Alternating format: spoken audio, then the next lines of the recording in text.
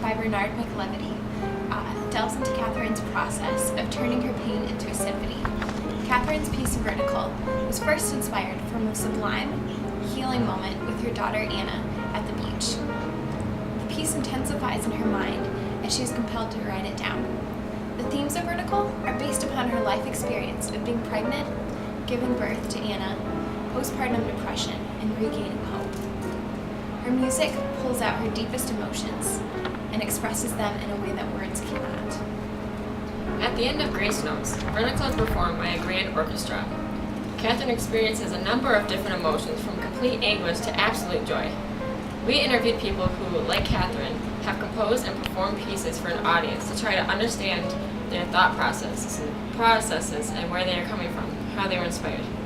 Through our interviews, we found that these performers felt many of the same things as Catherine. We also found that music is very relational to both Catherine and some of the interviewees. It is something that connects people together, providing a way to express something that is beyond words. Are you nervous for tonight? Absolutely.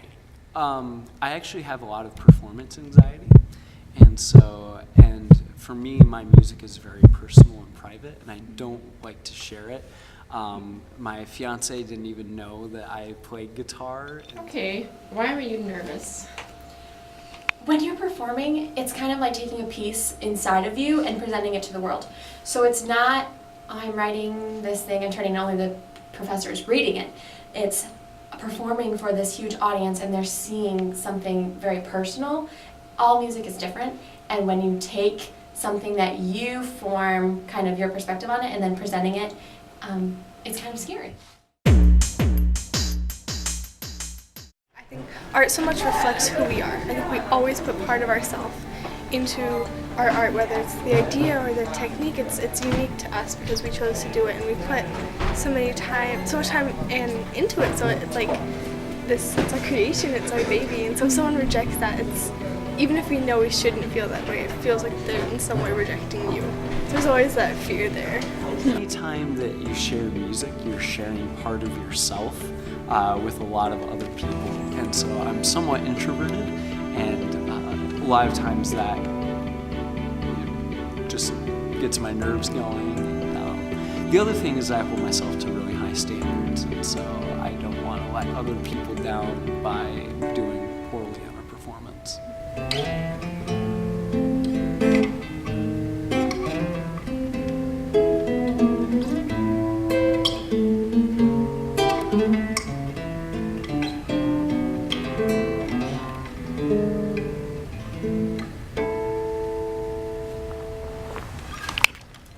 Sometimes there's a fear people may judge you based on your skill or your talent or your interpretation, and especially depending on your instrument. So if you're singing, you are the instrument, and that's something that's also very scary.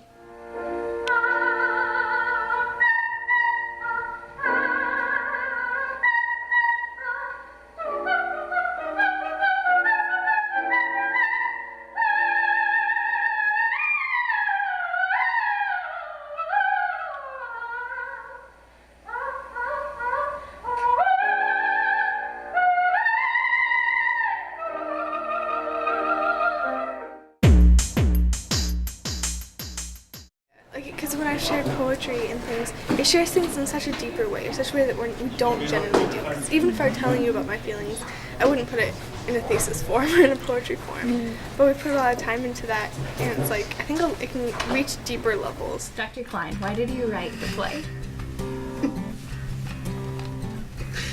I don't have a good answer for you. I don't know why I wrote it.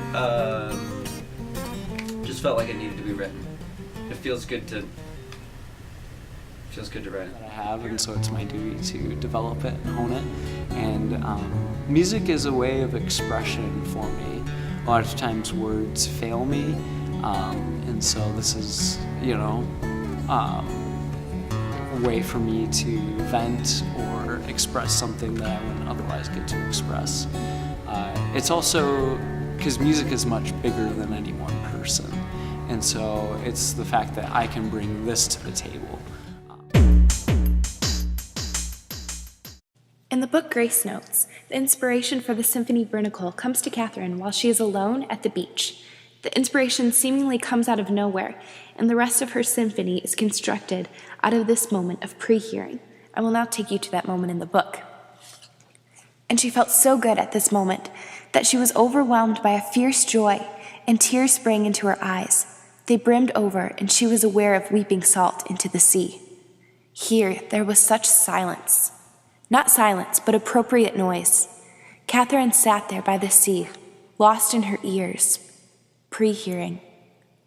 Suddenly she heard a sound, a gentle tremolo of strings, of different tones. She chose to listen only to the main tone, but joined to it were a higher and lower octaves building to a chord. These sounds led to a brass idea, trombones, tuba, trumpets. What a mysterious process it was. Inner hearing. Her heart began to beat faster as she took hold of the ideas, and she felt the excitement rising in her. Within her head, she heard a performance of the first notes of it. All that remained was to write it down. Write down what she heard, committing to memory. The themes are what came first. The plot of it sort of was built around the idea first. So where that idea came from, I don't know. I take walks at night by myself. That sounds creepy, but I take walks at night by myself, and it just sort of, this idea came to me, and I don't know where it came from when I wrote it. It just happened. I wanted to hide from my family for a week, so I wrote it. Did you write it all in one sitting? No. I was just kidding about the. Kidding about the family thing. No, not in one sitting. It had been sort of festering in my head for a few months, and then it was mainly written in about 2 weeks. So, but it's not done. Final moments like for you and the applause. After the performance is over, there's this huge relief and fulfillment at the same time. It's this big sense of accomplishment and also success that you completed what you worked so hard to do. And then the feedback from the people saying you did well. Then there's that moment of like they've been nodding along whether they're interested or not. Now I get to hear that feedback. Just like, okay, I've done my best. And like, trying to force myself into a sense of peace, but knowing that it's still really hard.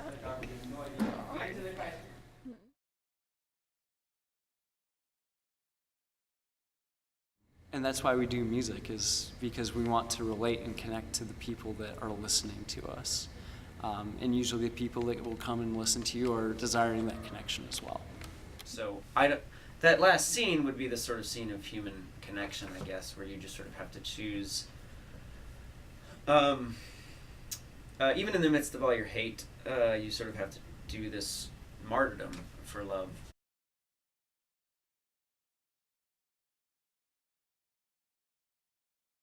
And the tone of the play is pretty dark. Yeah. So. Yeah. Yeah, my wife didn't even finish it. She got through like the first 30 pages and she's just like, I can't do it anymore. That's what, it's dark, but it's not to just sort of rub your nose in death, like rubbing a puppy's nose in its mess.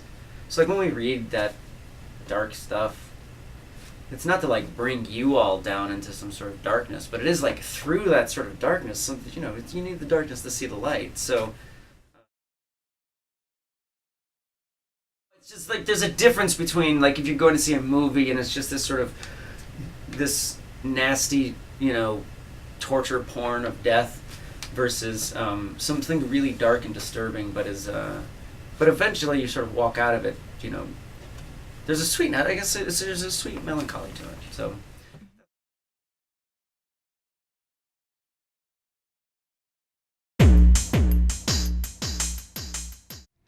Who are you really performing for tonight?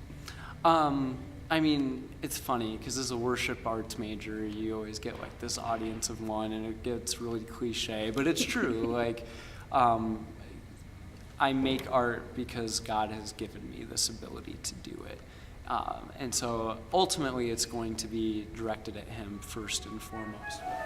And who are you really performing for? That's the trick.